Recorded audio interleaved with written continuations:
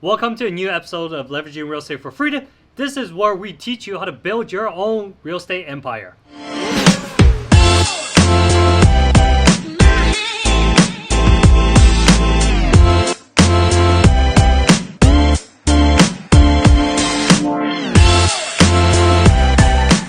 We just purchased this property and I sent in my contractors. They actually completed work on both of the units. We just finished renovations. Shortly thereafter, I get a text message. And this text message informs me that there are now squatters, 2 families of them, living in each of the duplex that we newly renovated.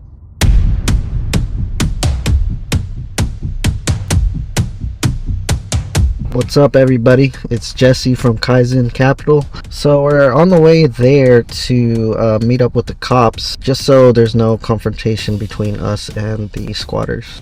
Pulled up to the unit. There was cars on the driveway. We noticed that they changed the locks, and we then called the police, made a report, and we asked them to be present while we try and kick them out. When I showed up to the property, the police are already there waiting. They were waiting for me to show up so that we can all enter the property to see what's going on. Who was it? The lady. It was the lady? You said it was a guy yesterday, now it's a lady? We start asking them questions, how they get in, what are they doing here. They're giving us all the excuses in the world. But I have Nan with me, he's the actual owner of the property. We're telling them to get out. Got the squatter to open the door. We walked inside. You know what we find? They have fully moved in. There's food on the countertops, there's food in the fridge, there's food on the stove being cooked.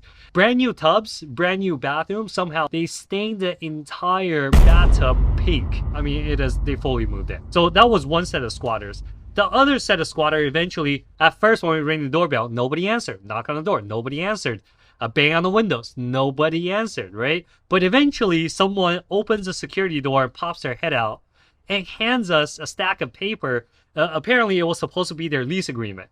When we looked at it, this quote-unquote lease agreement, it was one of those agreements that you print out from Google and they hand wrote in their details. And they try to use this as justification for them staying in the property. While we were there handling all this, I think another squad car pulled up and they were running everybody's IDs. And they found out that in the back house, there was a young lady. She's an underage missing person for over a year. So on the spot, they took her in, put her in the back police car for her safety, whatever it is, and they're taking her in to get her identified and to make sure that she's okay. So this all happened at the same time that the back house squatters were leaving and that we were confronting the front house squatters. Insane. Absolutely insane. We walked around the property initially and we saw some windows that were broken. Essentially, that's where the squatters entered. They broke in and then they secure the property from the inside. Like completely detached. Yeah.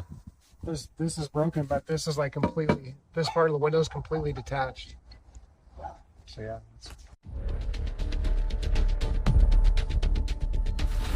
One family decided to cooperate and move out that night. The other family, on the other hand, we had a little bit of trouble, but we finally got them out the next morning. Luckily, the police went there ahead of us, told them to leave again. They're actually packing their stuff at the end of everything.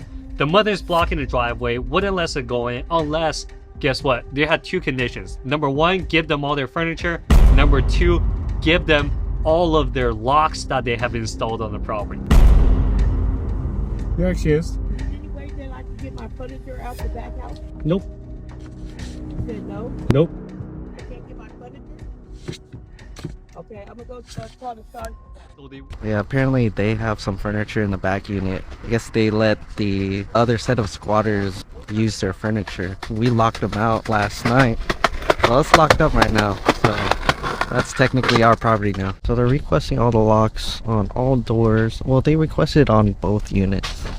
We're gonna tell them that they can only get the front, but it looks like they're trying to escalate the situation. We're gonna give them what they want. Apparently they switched all the locks to their locks, so that's more evidence that they did break into here. Yeah, that's the lock they had. So they went in, changed out all of our locks so that we don't have access to the property. They wanted a set of locks so that they can go do this to another set of properties. I did think that was kind of weird. It looks like they've done this before. When the police officers leave, now the situation becomes kind of hazardous. There's nothing preventing the squatters from letting the dogs go. potentially harming Jesse, potentially biting myself or whoever else was there, right? We actually had a situation before where a dog did bite one of our property managers, and it was Michael.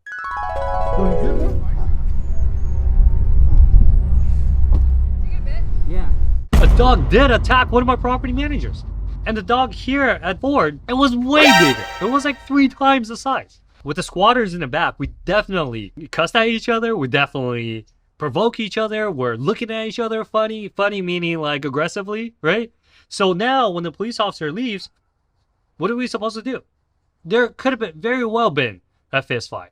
There could have very well been weapons being presented, right? Not by me, maybe by the squatters first. It definitely was a little scary, a little frustrating. I've never had to deal with anything like that, but going through the whole experience, I feel like I'm more comfortable in the future if I do end up going through this again.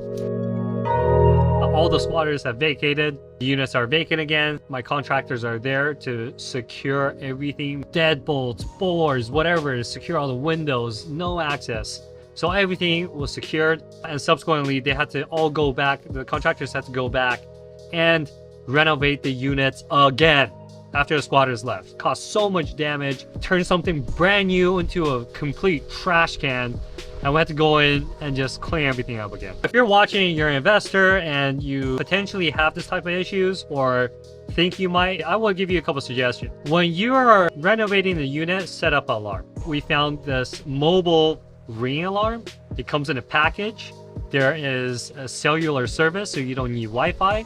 Go set it up at the house, have mobile service. You set up cameras, you set up connection to police, you set up your account, register it so that the property is secured. I will also suggest getting a lot of floodlights around the house, motion sensor floodlights. When people approach, lights are on. You have security system. When they break in, police are called, right?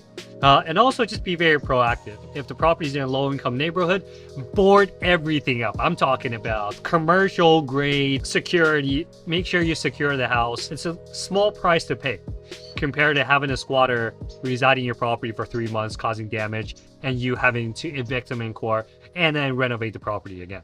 Tomorrow, we have tenants moving. So which means it will be tenant occupied, right? And we don't have to worry about squatters anymore.